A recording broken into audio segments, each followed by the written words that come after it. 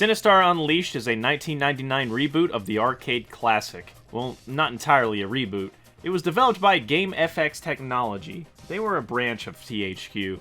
Using the Wayback Machine, we can see that the game was originally called Out of the Void Excession. Somewhere down the line, THQ acquired the rights to Sinistar from Midway, which at this point was only one game, the previously mentioned arcade cabinet. It's perhaps my all-time favorite coin-op, right next to Japanese rhythm games. So after the acquisition, the game was then rebranded to Sinistar Unleashed, and some things were changed to pay homage to the original product. Judging by the Wayback Machine and information gathered from other websites, this was their only product. It looks like a bowling game was in the works, but I don't think it ever got released. I can't find it anyway. And the website only mentions a pre-release review from a guy at Time Magazine. By the way, this article is insane. So what am I going to do with all this turbocharged horsepower? Bowling. This program, Brunswick First Strike Bowling, sold by THQ, is still in development and shows what a good coder can do with the P3 chip. Watch as your bowler releases a gorgeously rendered three-dimensional looking bowling ball. It seems as if it was made of dense blue marble. You can see the overhead lights of the room reflect off of it as it rolls down the alley, which is highly waxed and glistens. It reminds me of the Pixar-style animation you see in a movie theater. It's so real, it makes me want to start smoking again. Was this dude okay? Anyway, this article was released in 1999, and the only bowling game I could find around this time frame that was also published by THQ was Brunswick Circuit Pro Bowling. Different developers, though, and it was already on PC by the time this article dropped. I think it's safe to say Brunswick First Strike Bowling never saw retail release. Anyway, back to Sinistar Unleashed. I really love this box. The disc itself is awesome, too. Just look at that. It looks menacing. This game requires 3D acceleration, and you can tell they're really pushing this as a selling point. If you haven't seen the original Sinistar, here's the World of Longplays video.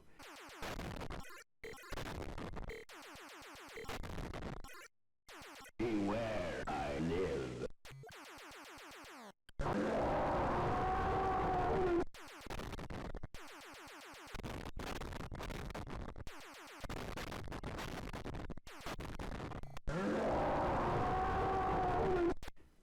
So how does this translate to 3D? Well, let's start with the good. The graphics are alright. You can tell this was a look into the future of 3D graphics. The OST is great. In fact, it's been in the background the whole time.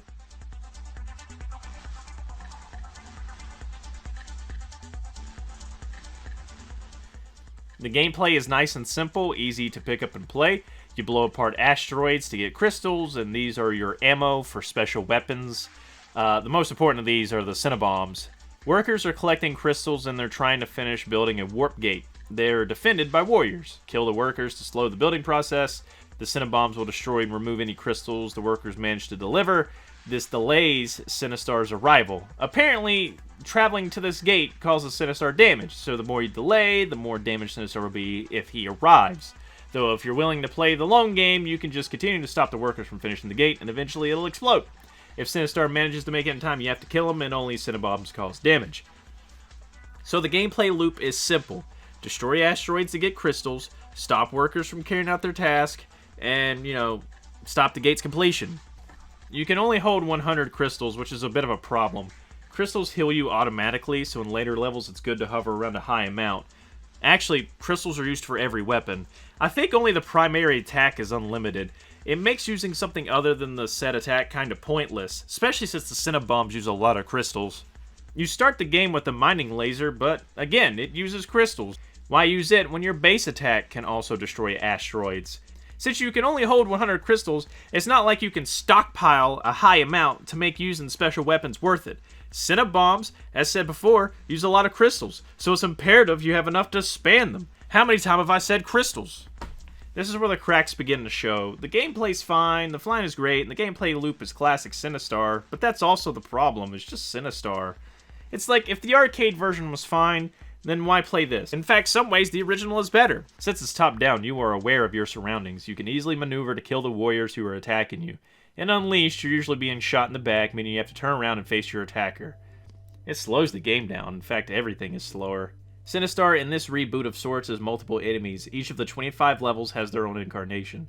Regardless of who comes through that gate, it's not nearly as terrifying as the original. Sinistar's voice is terrifying, then he comes out and eats you. The original is about speed and urgency. You are racing against the clock in order to be prepared enough to bring Sinistar down. When he comes alive, it's a chase. Here he just mills about. Takes his time. They did add Sinistar, the face monster, at the very end of the game as the final boss. Regardless, in the end, it's 25 levels of the same thing over and over and over again. Sometimes you get a bonus level, so that's good, I guess. Each level takes about 12 minutes or so. So that's maybe 5 hours of content. There's special items you can use, like a deployable turret and one that orbits your ship. One of the weapons lets you convince the enemy to join your side, so that's neat, I guess. There's a high score system, but no way to email your score to a friend or post it online or print it. So I hope you got like a full household of people willing to try to outdo each other. You can tell they were trying to be cutting edge with 3D graphics. The customizable controls and joystick support all show the devs truly cared. Maybe if THQ continued to support GameFX's efforts and continue experimenting, we'd eventually gotten a masterpiece. But they were working on a bowling game, so I don't know about that. Well, that's Sinistar, and arcade reboots aren't necessarily rare. Like, I could think of Centipede and Asteroids and a couple others off the top of my head, but this is one that I've never seen before or even seen gameplay footage of, so I was really curious. And since it was pushing the 3D acceleration on the box everywhere, I was kind of curious to see what that was going to look like, and it looks pretty good. I mean, there's some games today that don't look this good. I'm going to do 2 more episodes of late 90s PC gaming. 2 episodes, but 3 games. I'll let your mind wonder about what those could be. Then I'm going to shift gears to another era briefly. Well, it's actually just a specific year. Probably just 5 or so episodes in this specific year. I can't stay away from late 90s for too long. I absolutely love to explore this era of computer gaming. It's really fun. One of my favorites. But the specific year has some stuff that I don't know when I'm ever going to talk about it any other time. So I want to briefly go to it. Anyway, I'm Elijah Blackwell with CD-ROM Fossil. Is there any games you'd like to see get covered? Let me know in the comment section below. Or you could join our Discord and talk to me and everyone else there. Links in the description down below for everything I mentioned, including the music and that World of Longplays video. I'm gonna, you know, actually, I'm gonna go get some Little Caesars. Y'all like Little Caesars? Y'all want some pizza? Yeah, just keep watching Sinistar footage, and I'll be back. I'll bring you some pizza.